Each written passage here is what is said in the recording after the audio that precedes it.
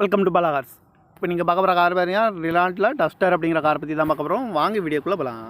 இந்த கார் பார்த்தீங்கன்னா ரிலாண்ட்டில் duster 110 PH engine தான் வண்டியில் இருக்குது அப்படின்னு இருக்காங்க. மாடல் பார்த்தீங்கன்னா 2014 மாடல். ரிஜிஸ்டர் பார்த்தீங்கன்னா 2015 தான் ரிஜிஸ்டர் பண்ணியிருக்கு. இதோட வேரியன்ட் பார்த்தீங்கன்னா RXN 4x4 அப்படிங்கிற வேரியன்ட் தான். ஓனர் பார்த்தீங்கன்னா 2 ஓனர் வரும்னு இருக்காங்க. இது ஒரு டீசல் வண்டி தான்.